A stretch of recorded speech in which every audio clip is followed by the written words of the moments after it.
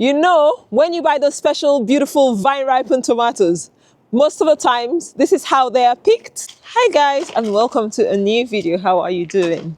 Thank you so much for clicking in. Now, this is the month of September. Today is the 12th of September, and we have a predicted frost. Trust me, it's not something I want, because to be honest, if this was like the first frost and then we're going into proper cold season, that's fine. But we actually have warm weather predicted from next week. So I don't want to lose all my plants. I have a lot of, summer plants. I have lots of tomatoes that are not ripe yet. It's too early. We need at least another 3 to 4 weeks of these plants ripening. So the family and I are going to protect and also to harvest as much as we can harvest before the frost hits. So this video will show you what we do to protect from frost. So most times it's usually the late frost, like the frost in the month of May, where we have little young seedlings. But the early frost, we generally don't protect from it as much because we just leave winter hardy things to grow. But now we have so many beautiful things that are not yet ready, and sweet potatoes need more time. It's just September. September is too early. So we are going all together, and yeah, I'll show you what we normally do at the allotment. So this is what the plot is looking like. The beans should be fine. The drying ones will be okay. We'll just leave it. Whatever survives, survives. We still have a few of these, but whatever survives, survives. The beetroots, on the other hand, they are fine. They actually can tolerate frost. But things like tomatoes, we will pick. Anything that is changing color, we are going to pick them. We're not going to leave any ripe fruit. Like these ones now, I'm tempted to pick because we don't want the frost hitting them. And this one already has a blight. So we actually need to take everything out here. Look at this one has actually, blight has come. Once you have blight, it spreads. Guys, I'm not really keen on leaving a lot of things. The blight, like the blight on the tomatoes, is pretty much everywhere. So it seems like I should just pack it all up. But I'm hoping we can salvage some. So I would pick things like herbs, and also not just the herbs. Look at that fox. Look at that. Look at that. No fear at all. I'm also picking the herbs. The basil looks so good. It's best to pick your herbs first thing in the morning because the aromatic oils are high, and it's best, they just are the best. But now we're picking in the evening and it's still fine. You still have good quality herbs. So I'm so cold. It's really, really cold. All our winter clothes, we haven't even brought them out yet. Can you imagine? And we're already having frost.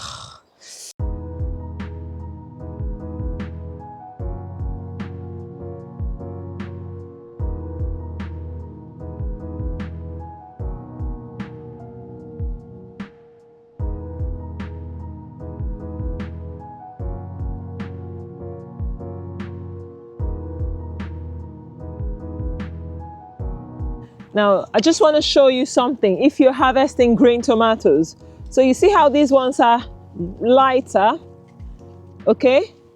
These ones would ripen. These ones probably not ripen at all because they're not mature. So I don't bother with those. I just take these ones, and I know they will change color. And the easiest way to ripen them quickly is to put them in a box with bananas, and they will ripen in a few days. Come and see what we have here. There's a lot. Look at that basket, massive basket, and we only have this amount of ripened ones. But because of the blight, I'm not keen on leaving them. I'll leave whatever stays out, and after the frost, I'll inspect the damage and get rid of all the blighted ones and leave the ones that will still survive. So that's just the only way I can salvage this crop. So we'll go to the other plots now and do the same. So this plot, we have more tomatoes. Let's see what happened here. I think here we don't have as much blight so far. So I'm gonna kind of leave these ones to see how they do.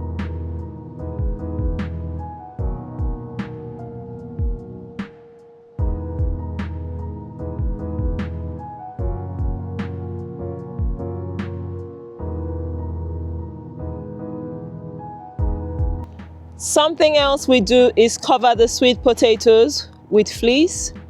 So the sweet potatoes cannot tolerate a frost, that will be killed. And they haven't finished growing, especially because we have some warm weather. So we have some old broken down fleece we're using. We also have peppers. I have some peppers growing out here that has been covered nicely as well with fleece. And we have this plastic. This is some plastic material. Whatever materials we have, we need to protect the things that will not tolerate frost. So like the sweet corn will be fine. If it dies, it's fine. We can't do anything about that. But these little things like sweet potatoes, some peppers, the ones in the polytunnel should be okay. Hopefully the frost shouldn't kill them. It will drop, the temperatures will drop. It dropped to 3 last night, so it should drop, but not as bad. All these measures are important because our growing season is so short. The sweet potato now is in a fortress. Beautiful fortress, right? And that is great. Then we have more tomatoes to be picked. This area doesn't have as much blight. There's a few, but the blight isn't as bad. Like we do have a little bit there on the leaves, but not the stem. So we'll see how it goes. So any ripe ones here will go, the ripe ones, and we pick as many of those ones that are also not too green. So this is what we will harvest. We will leave everything in the polytunnel as it is.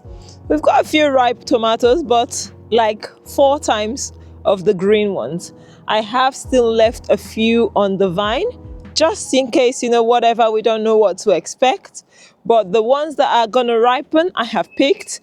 The ones that are probably not ready to be picked, I have left, and we'll see what survives the blight. And now let's go do the butternut squashes. So if you're growing pumpkins, it's best to cover them from the frost as well.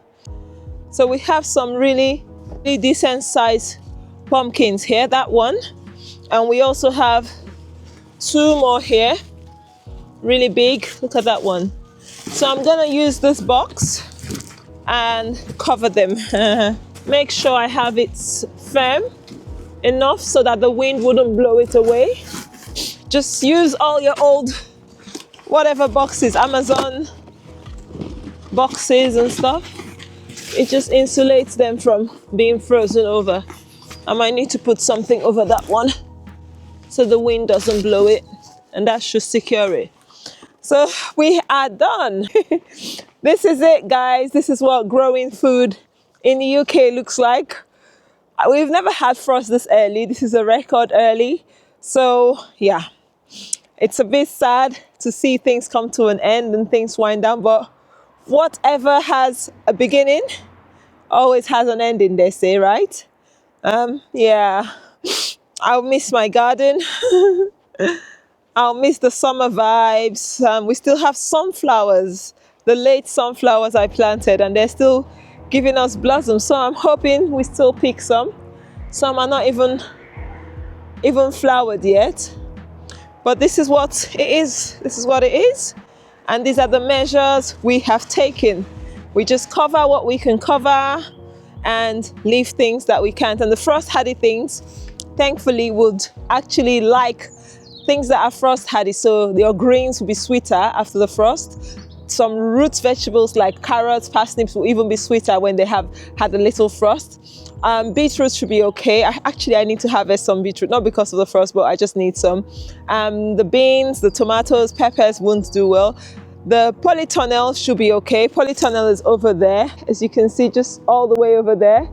And it should be okay. We don't fleece over now because I think we should be fine. It's when temperatures drop below 0 that I would be worried and concerned about things freezing up in the polytunnel. They will get cold, but they should be fine. Look at the mountain of tomatoes we have picked. Look, tell them you can still pick basketfuls of herbs in the UK, even when it's cold. You just have to find ways to make it work. Anyway, it's your one and only Mecca at Mecca's Garden and Kitchen Journey, and I sign out.